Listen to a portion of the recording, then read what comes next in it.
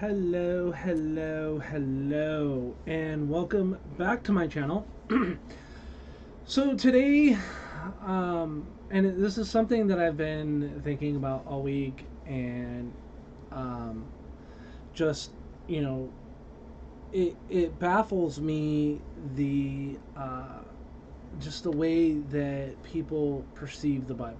Oh well, they try to justify every possible way their lifestyle as opposed to the Bible. Oh well, that's for the Jews, or he this is not what it meant. The law was done away with when he said this, so on and so forth. So here's the thing: we are supposed to twist our life to fit the Bible, not twist the Bible to fit our life. So when people sit there and say that the Old Testament is just for the Jews, or that's what the Jews do, so on and so forth, you have to understand this is Yahovah's universal law. Okay, it's for everyone. Okay, and this is basically why Christians should keep the law. And it's multiple parts. I've already got like 5 parts into this before I was like, hey, you know what? I need to stop and start recording this. So here's the thing. We're going to start with part 1, which is Israel's original mandate. Okay, it's just wow. So, and then we're going to talk about being grafted into the Commonwealth of Israel, the non-Israelites who join the Commonwealth, the immutable reality, the blessing and the curse, right? Because Christians sit there and say, oh, well, the law's a curse, nobody could do the law, so on and so forth. That's completely untrue. The ultimate proof, right? If you love me, keep my commandments. How do we love Yahovah? Well, he says it over and over and over in the Bible. And then part 5 is the liars and the workers of lawlessness, the severe warning to those who practice lawlessness. So those are the first 5 parts. There's more parts to come. But in this, we actually broke it down. Part 1 is in 2 or 3 segments. And so let's just go ahead and get started into segment 1. But first, let's do Israel's original mandate, the light to the nations, not a light to our nation. So we're going to prove that Israel was never meant to be a closed, exclusive club, right? But a model classroom for the world, and that it has. They have learned their ways from the world, and they have turned around and dictated themselves upon the world. So, some key scriptures to look into would be Isaiah 42:6 and 49:6. For I will also give you as a light to the Gentiles, that you should be my salvation to the end of the earth. Or we're also going to look at Deuteronomy 4:5-6. The statutes and judgments were meant to be shown to the nations. S at the end. Nations. Who would say, surely this great nation is a wise and understanding people. Yet they're not. Well, let me rephrase that. The Israel of old is. Okay, so Deuteronomy 4:5-6, right? Let's start with that one. The global classroom. So, surely I've taught you the statutes and judgments, just as Yahovah, my God, commanded me. Therefore, to be careful to observe them. For this is your wisdom and your understanding in the sight of the peoples, who will hear these statutes and say, surely this great nation is a wise and understanding people. So Moses is laying out this entire purpose of the Torah right before Israel enters the promised land. And here's the thing. out of those mixed multitudes that left Egypt, you know how many of those original people got into the actual promised land? Two. Two. Joshua, son of Nun, and Caleb, who was not even a Hebrew. Okay? So, but notice how he doesn't say, keep the rules hidden so you can be better than everybody else. No. He says the exact opposite. The law was designed to be lived out so flawlessly that the surrounding Gentile nations would look at Israel's society structure or societal structure, their justice system, their agricultural laws, their dietary health, and be blown away by the wisdom of it. Wow, look at this nation. They have no strife, they have no crime, they have no whatever. I mean, they had crime, but you know what I'm saying? Just the laws that Yahovah has laid out for all of this was to live in harmony with each other, right? So, if the law was only for the Jews, why would Yahovah use it as an advertisement to attract the rest of the world? The Torah was Israel's curriculum, but the world was the intended audience. So, Isaiah 49:6, right, says, indeed, he says, it is too small a thing that you should be my servant to raise up the tribes of Jacob and to restore the preserved ones of Israel. I will also give you as a light to the Gentiles, that you shall or should be my salvation to the ends of the earth. Right? The salvational blueprint.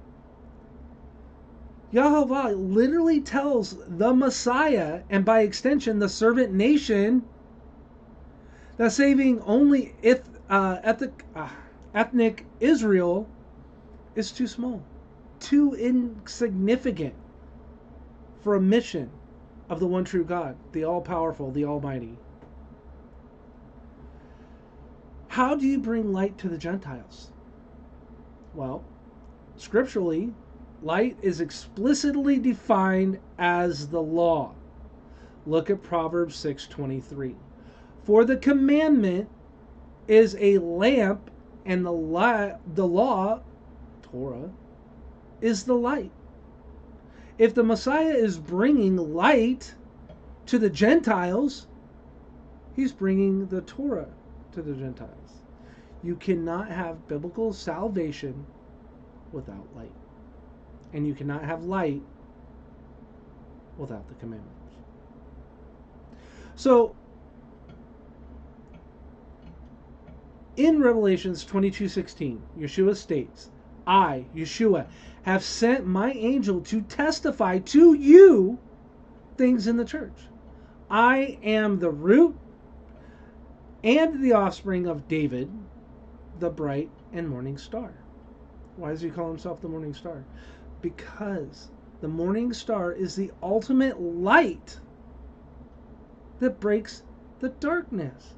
Yeshua is the fulfillment of Isaiah 49:6. He came as a light to the Gentiles to bring them out of pagan darkness and into the citizenship of the covenant.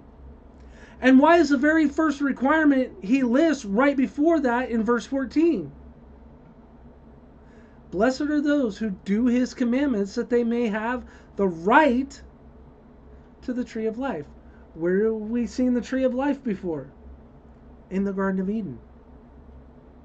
If a Gentile rejects the law, they are rejecting the very light that the Messiah came to bring. Right? They are chosen to stay in the darkness of nations instead of walking in the light of the one true King.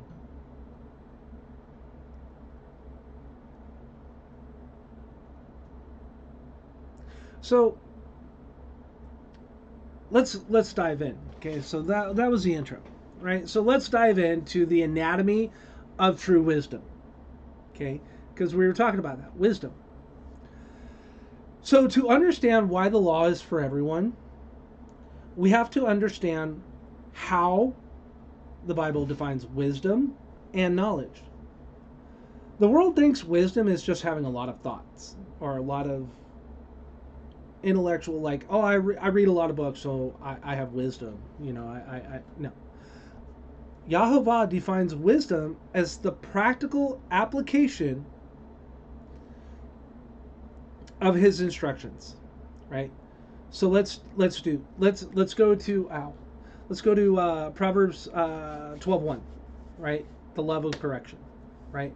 So whoever loves instruction loves knowledge, but he who hates correction is stupid. I love this. I love it. Literally, the Bible just called people stupid. It also tells people to shut up. Basically, just yeah. I get into that, and that's actually in a later episode. All right. So anyway, the Hebrew word for instruction is masar, which means discipline, chasten, or correction. Solomon doesn't mince words, right? Because Solomon wrote the book of Proverbs, right? But if you read the first 10 chapters of Proverbs, you will see that it's not really Solomon. It is Yeshua. It is Yeshua talking. So anyway, if you love to learn, you love being corrected when you're wrong. Absolutely. Because who wants to do something wrong, right? Oh, hey, look at what I'm learning. Well, you're wrong. Well, F you, dude. I don't care. Look at what I'm learning. I don't care. I'm gonna take this and make it my own. Because that's what the Christians absolutely did, right? So, people who say the law is done away with, I don't need rules, right? Are actively pushing away Yahovah's system of correction. According to this verse, hating that correction means choosing spiritual ignorance. So when I sit there and I tell Christians that they have to follow the law or they're going to go to hell, or wherever they go, they ain't getting into heaven, basically, because there's no Gentile gate. You have to be grafted in. And how are you grafted in? By doing what Yahovah asks you to do. Right? Not saying, hey, well, I'm going to take this. I'm going to throw this one out. I'm going to throw this one out. No, I like cheating on my wife, so we're going to keep this one. Whatever the case may be, right? You can tell when you sit there and look at your lifestyle or those of your fellow Christians or whatever. And I'm not harping on Christians, but the reason why I say Christians a lot is because you guys sit there and say we follow the Messiah, and it's all about Jesus, but yet you do nothing like he did. You keep some of the things that he taught, but not other things. That is why I harp. Harp's a negative word. It's why I'm trying to correct, basically. Oh, stupid cord. Okay, look, check this out. So, if I sit there and say, hey, why are you lying all the time, right? Especially like, let's put, for instance, salesmen, right? Just any salesman, right? A lot of times they lie, they exaggerate, they omit, right? Like when somebody asks, hey, so what's the problem? Is there any problems with it? Oh, no, man, it's good. Not only is that lying, but you're admitting the fact that there's a problem with that piece of whatever it is, right? Whether it's a car, a truck, a semi, a trailer, a heavy equipment, whatever the case may be, right? If I sit there and say, hey, man, why are you lying? That goes against God. Well, it's okay. We got to make a living, so God turns the other way. No, that is not how that works. Now you are twisting the Bible to fit your lifestyle. So when you flip the page to the next chapter, Proverbs 13:1, the mark of a wise son. A wise son heeds his father's instruction, but a scoffer does not listen to rebuke. So when I sit there and I rebuke you,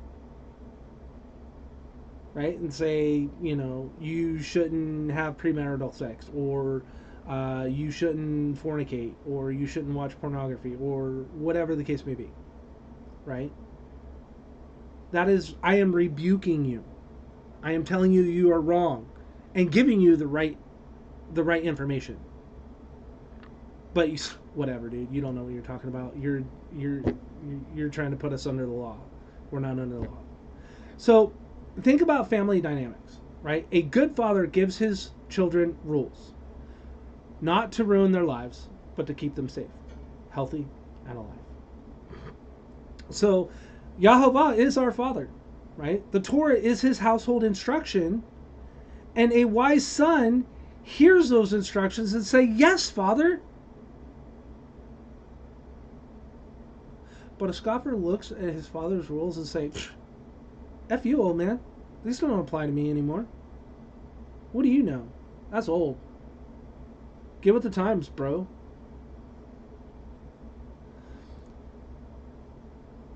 So, Proverbs 8:17.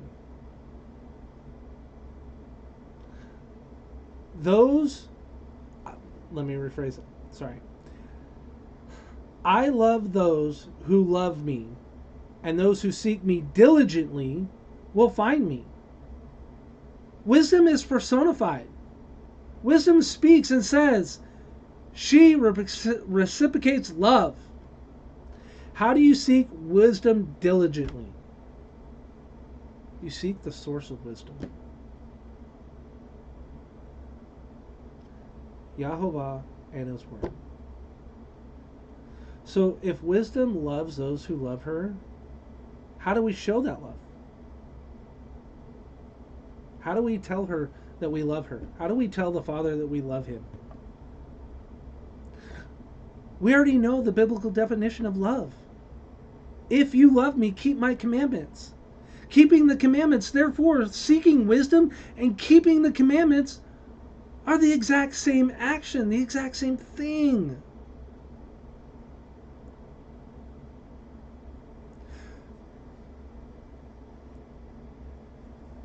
So how do we link wisdom, knowledge, and the law? The fear of Yahovah is the beginning of wisdom.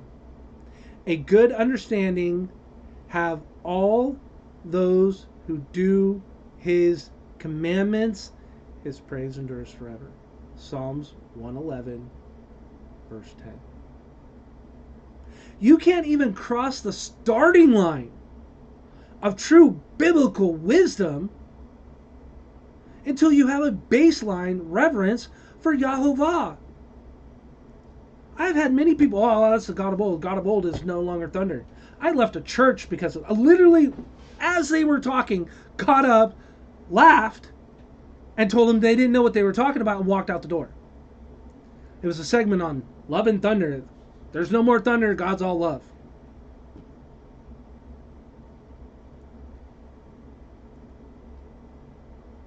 How do you gain a good understanding? Not just by reading. Anybody can read a book. There's a difference between reading and understanding. So it's not just reading what's in the book. Oh, okay, yeah. But by doing his commandments. Wisdom is activated through obedience. What's Deuteronomy?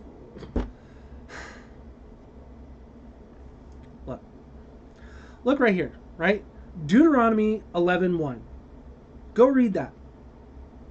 And that will tell you what obedience is.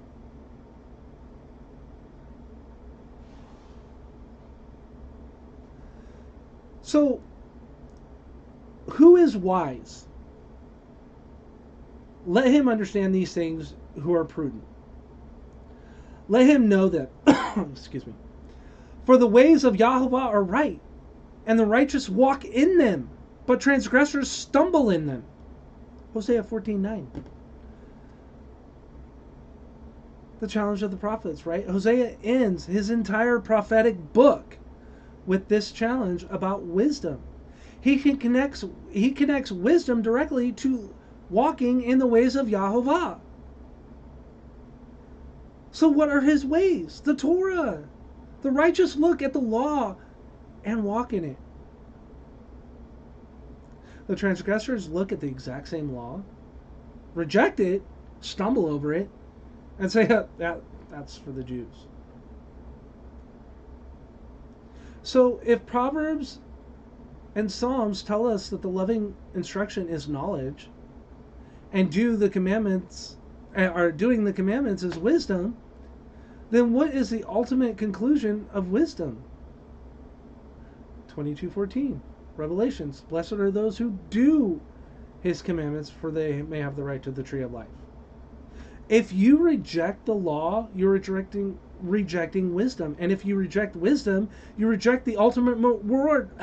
The ultimate reward of wisdom, the tree of life. You can't separate the two. And what's it say about wisdom if you reject wisdom? The very beginning of this whole thing. Right?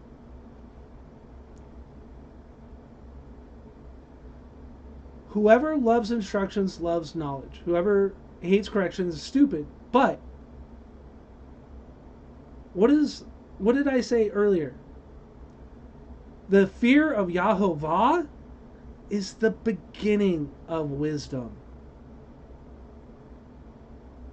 Okay? So, those of you who claim to be Christian, their absolute standard for living is Yeshua, right? It has to be. So the ultimate question that I am asking my audience, right, that are not Torah observant, how did the Messiah walk? When you guys sit there and tell me, oh, well, I walk as the Messiah did. I do what the Messiah did. Right? So here I'm going to ask you a few questions, right? So now that you know how the Messiah walked, did he eat clean or unclean? Did he keep the Sabbath or did he change it? And don't quote, well, he's the Lord of the Sabbath. That is completely out of context. Did he celebrate the holy feast of Yahovah? Or did he practice Christmas? Hey, I was born today. Let's have a party and pass out presents. No, because that actually came like 400 years later. So, 1 John 2:16. He who says he abides in him ought himself also to walk just as he walked. So John doesn't say it's an opinion or a suggestion. He uses the word ought, meaning it is a binding moral obligation. If you claim to live in Yeshua, Jesus, whatever, the Messiah, your life must mirror his life. He wore tzitzits. These things right here. Right? On the corners of your garment. I would wear them while doing this video. However, I take them off because they get caught in my chair and they get ripped off. And I'm tired of repairing them. Okay, so not only did he wear tzitzits, he kept the Sabbath, he ate clean. And you guys want to sit there, oh, well, it's not what goes in your mouth that defiles you. If that was the case, then he wouldn't be eating clean. Right? Do you understand why he casted those demons out into the pigs? Because pigs are unclean. Demons are unclean. Put two and two together, people. So, Yeshua lived, taught, and defended the Torah. Therefore, if a Christian claims to follow him but lives in violation of the Torah, they're not walking as he walked. They're walking in a path of their own making. And we're going to get to this in the last segment. Right?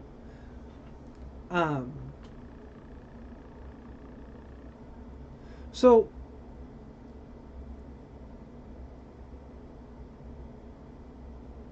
John 14:15 and 15:10, Yeshua, the Messiah, tells you his standard. If you love me, keep my commandments. If you keep my commandments, you will abide in my love, just as I have kept my Father's commandments and abide in his love. That's not 14:15, that's 15:10. 14:15 states, if you love me, keep my commandments, for I will pray to the Father and I will give you a second comforter. So, Yeshua explicitly links his own relationship with Yahovah to his obedience with the Torah. He didn't come to start a new religion with a different set of rules. Say, hey, you know what? My dad's, he's cool and all, like really cool, and I love him, we're close.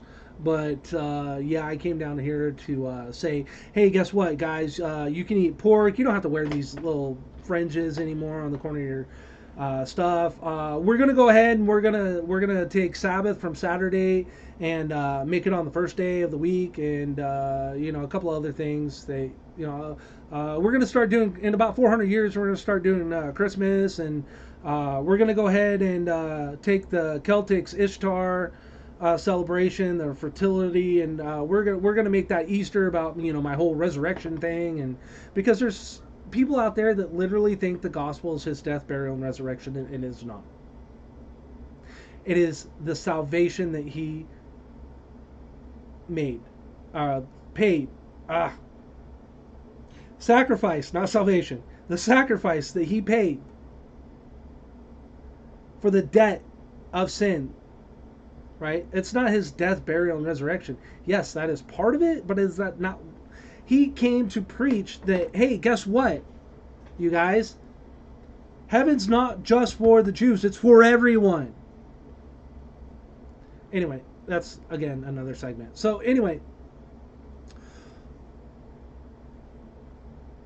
he came to demonstrate his the perfect obedience to the Father's instructions, right? So if the master had to keep the commandments and abide in the Father's love, by what authority does a modern church claim that they can reject those same commandments and still be in his love? I'm going to tell you. To address why the church doesn't do what he did, let's point out what's currently visual.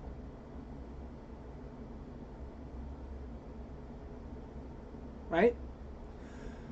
So, here, you know what? So I don't mess it up, because I just did it for, just kind of randomly, not randomly, loosely put it in here. But I actually want to do it verbatim. And it goes back to, oops, where am I at here? It goes back to a,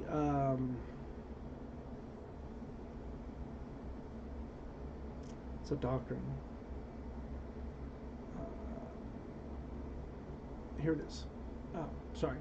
The Catholic Record of London, Ontario, September 1st, 1923. Sunday is our, the Vatican, mark of authority.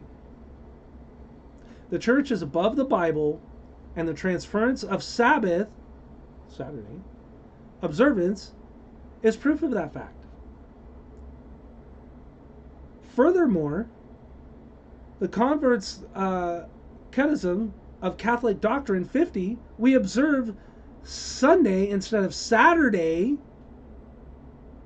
because the Catholic Church in the Council of Laodicea, AD 336, transferred solemnity from Saturday to Sunday.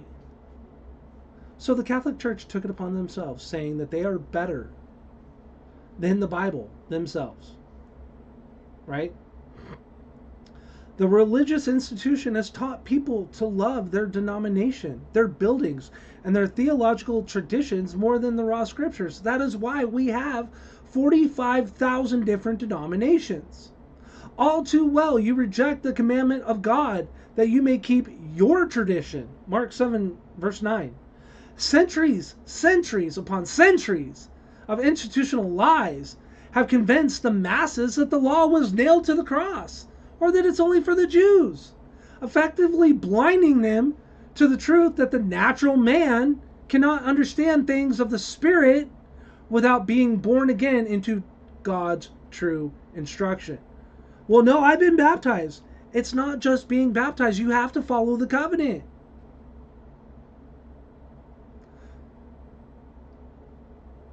In Revelations 22:15, right before the blessing of those who do the commandments, Yeshua gives a terrifying list of who was left outside. Right after, not right before. I apologize. Who's left outside the kingdom gates. Right? While those, blessed are those who do the commandments, are having their right to the tree of life inside the city. Outside are dogs, sorcerers, sexually immoral, murderers, idolater, and whoever loves and practices a lie. The modern church has fed the masses a theological lie for centuries, telling them that they cannot inherit the kingdom while practicing lawlessness. Wait. I'm sorry. They are telling them they can inherit the kingdom while practicing lawlessness. One of the reasons why I left my church. But the book of Revelation stands as a permanent warning. If you love and practice the lie of a lawless grace, you will find yourself standing outside those city gates, completely stripped of your right to the tree of life. Why? Because there is no Gentile gate. There is no Christian gate. There's no 45,000 different gates for your denomination. There are 12 gates, one for each tribe of Israel.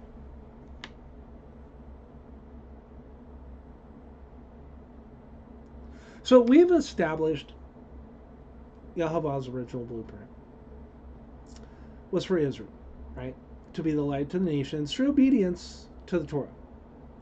But history shows us a massive, violent pivot where the light was deliberately hijacked by Rome and the Roman Catholic Church. So, swapping the mark of Yahovah for the mark of the Vatican, right?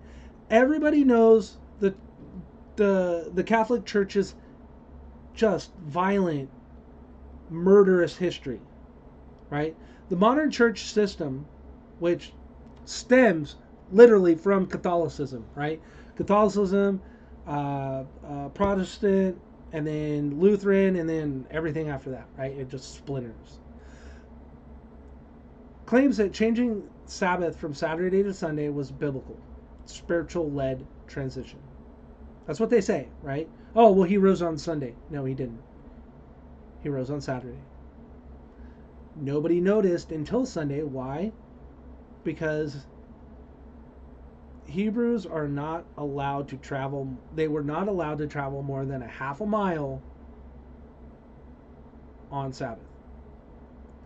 And where he was buried was farther than half a mile. Anyway, historical records tell us a completely different story. The Catholic Church itself openly brags about this as a display of their own raw power. And like I said, their own official statement, the Catholic Record of London, Sunday is our mark of authority. The church is above the Bible. And of course, this transference of Sabbath is proof of that fact. They don't even hide it. They openly admit that Sunday is not the biblical command. Here's another thing. We know what was on the 10 tablets, right? Go look at a Catholic Bible that has the commandments. Go ahead, I'll wait. Did you see what was missing there? How about the idols? Yeah, that's gone. So, because they worship idols, right? So, the fact that they don't even hide it is just remarkable. It's like saying, you know what?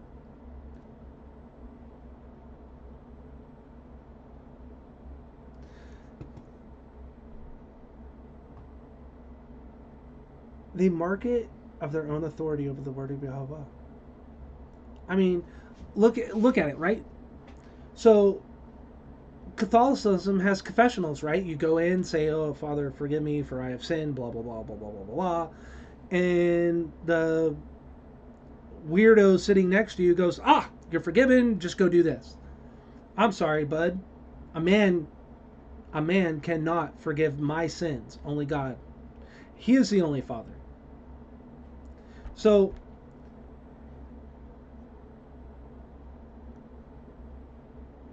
in the Catholic doctrine, page 50, it states we observe Sunday instead of Saturday because the Catholic Church and the Council transferred it from Saturday to Sunday. So what these modern theological institutions conveniently leave out of their history lesson is that the transference wasn't a peaceful vote. It was enforced under threat of execution. When the Council of Laodicea convened in 336, they issued Canon 29, which explicitly stated that Christians must not Judaize by resting on the Sabbath, but must work on that day. If anyone is found continuing to keep the true seventh-day Sabbath holy, the decree declared, let them be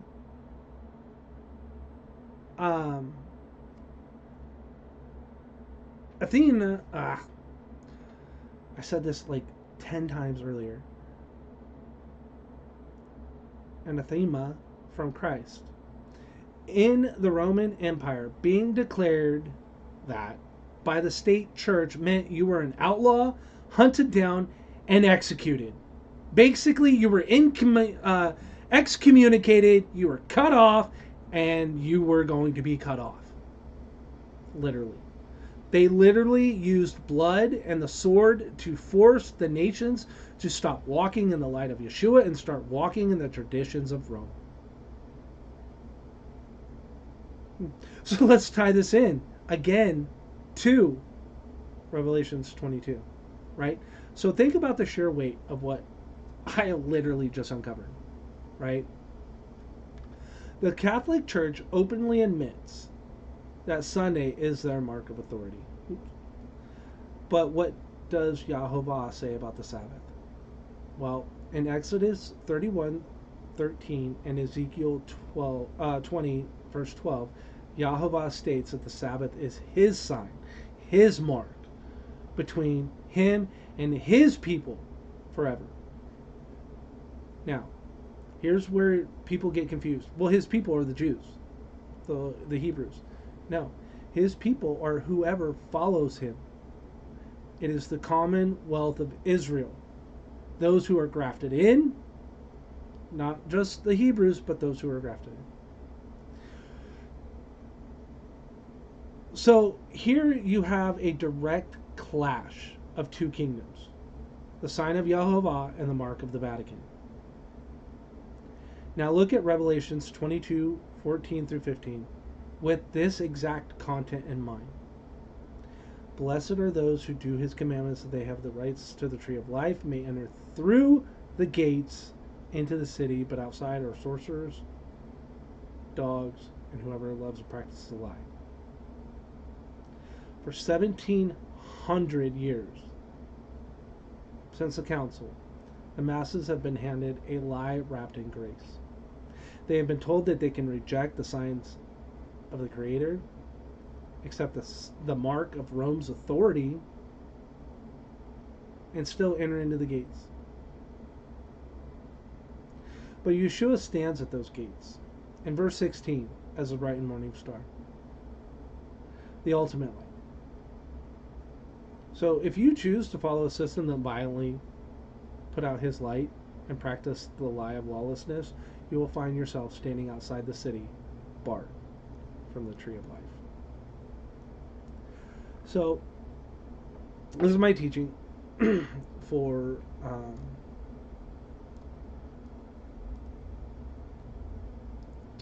the light to the nations. In my next video, I am going to point out every single person that was a non-Israelite who joined the Commonwealth, grafted in with the mixed multitudes, to Rahab, to Ruth, to Uriah, to the New Testament, where we have Joanna and the centurion and Cornelius, which is also a centurion, but and other Gentiles who had so much faith that Yeshua literally said their faith was beautiful. So, this is the Narrow Ways Ministries. I am your host, Michael Anderson. Please join me for part 2 of Yahovah's Universal Law